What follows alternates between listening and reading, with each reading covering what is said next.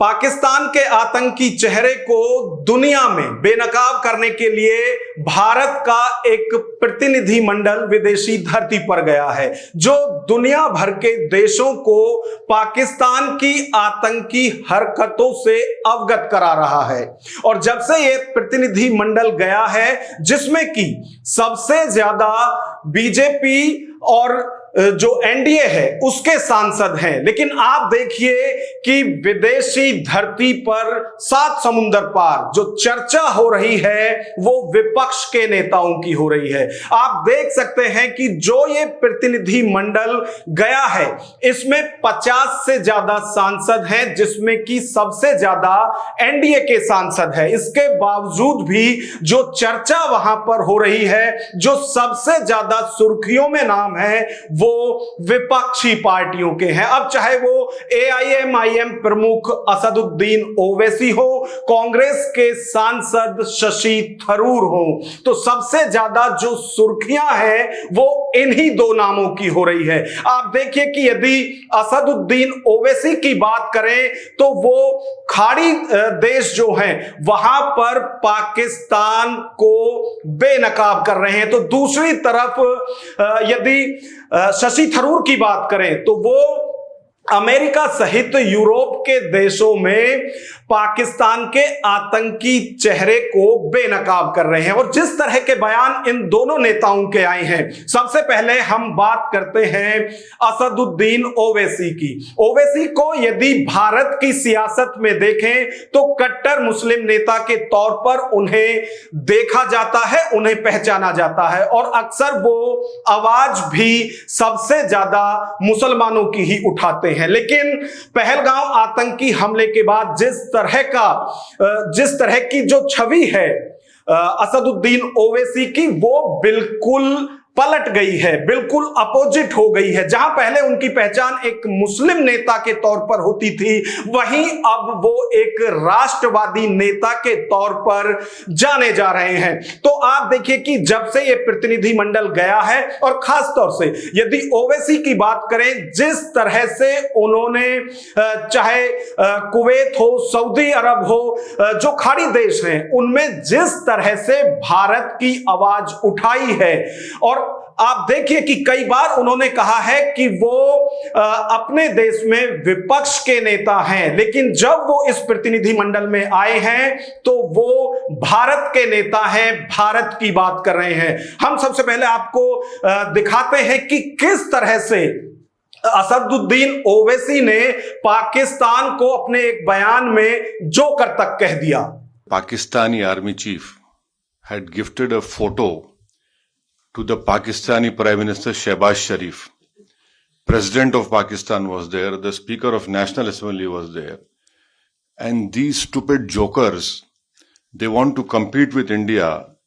They had given a photograph of a 2019 Chinese army drill, claiming it's a victory over India. Now this is what Pakistan indulges in.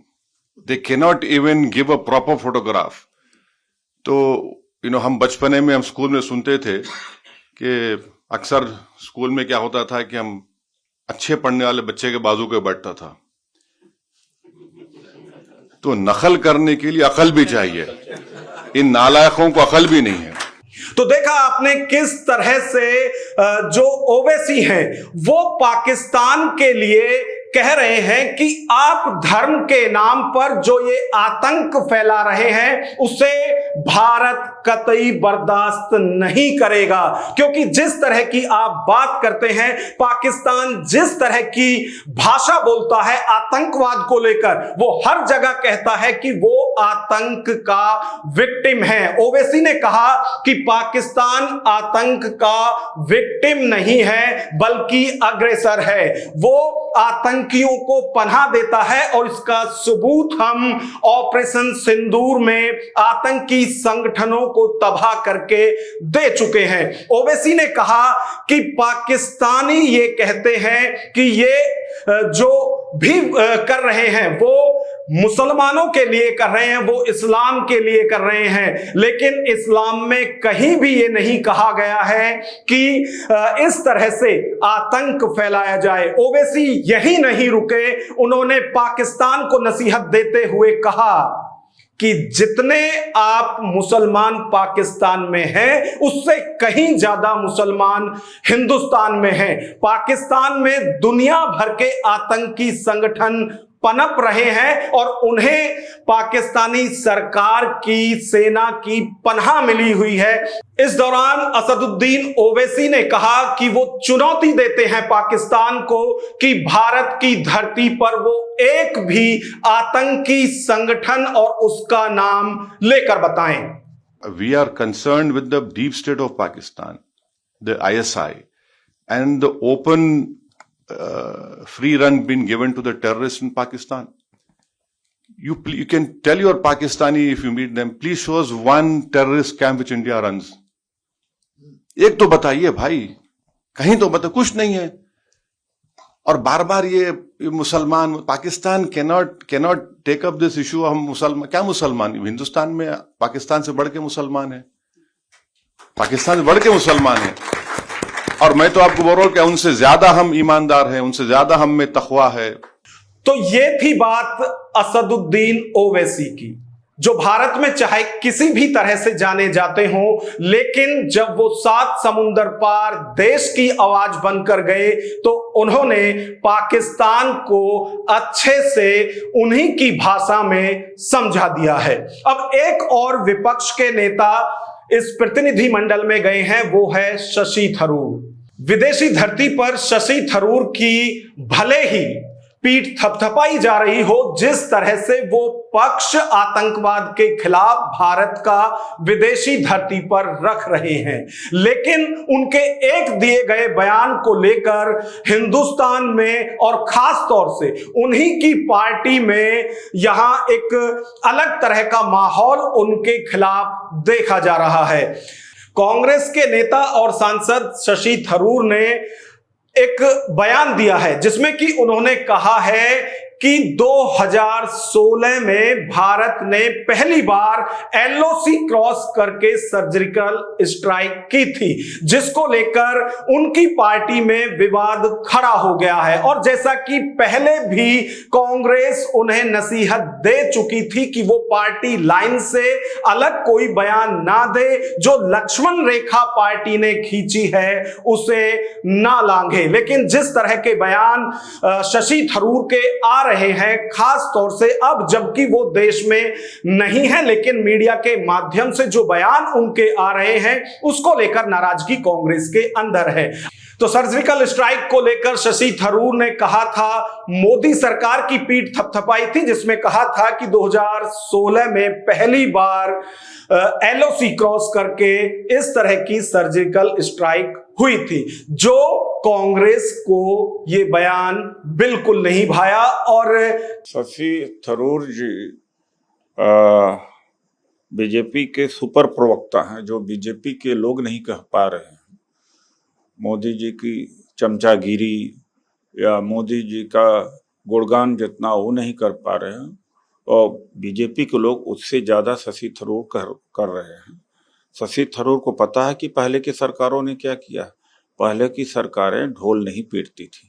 और शशि थरूर के इस बयान पर कांग्रेस के नेता उदित राज, उन्होंने न सिर्फ एक्स पर पोस्ट करके ये कहा कि जिस तरह की भाषा शशि थरूर बोल रहे हैं, उससे लगता है कि वो मोदी के सुपर स्पोक पर्सन हैं। और जब उदित राज ने ये कहा तो इस ट्वीट को रीट्वीट कांग्रेस के कई बड़े नेताओं की तरफ से किया गया। पवन खेड़ा की तरफ से भी इसे रीट्वीट किया गया और जयराम रमेश की तरफ से भी। यानी कि उदित राज जो कह रहे हैं शशि थरूर को लेकर, उस पर पूरा समर्थन पार्टी का भी है। तो जब ये प्रतिनिधि मंडल वापस लौटेगा तो मुश्किलें बढ़ सकती हैं शशि थरूर की अपनी ही पार्टी में, क्योंकि वो जिस तरह के बयान बयान दे रहे हैं उससे पार्टी असहज दिख रही है।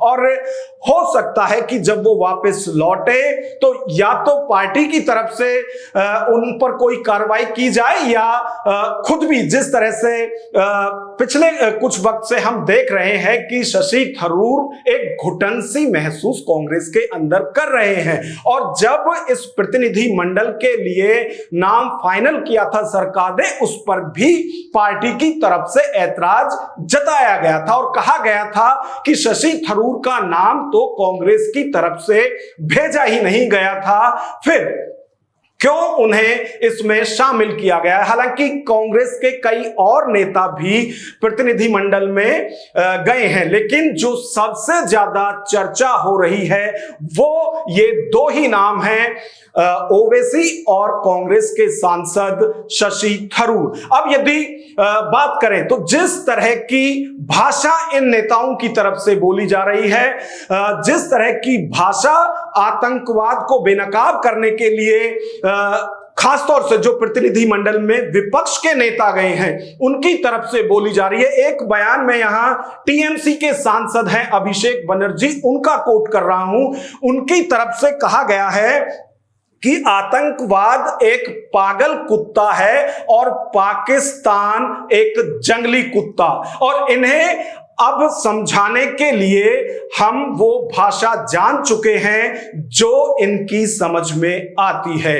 तो आप देखिए कि चाहे यहां सियासत भरपूर हो रही हो इस सारे मामले पर, लेकिन जो प्रतिनिधि मंडल गया है जिसमें कि सभी पार्टियों के नेता हैं, उस प्रतिनिधि मंडल में राष्ट्रवाद जो है वो चरम पर दिखाई दे रहा है, क्योंकि सभी वहां देश की भाषा बोल रहे हैं। सभी सांसद चाहे वो किसी भी पार्टी के हों, वो विदेश की धरती पर सरकार की भाषा बोल रहे हैं, और ऐसे गंभीर मामलों में होना भी ऐसा ही चाहिए।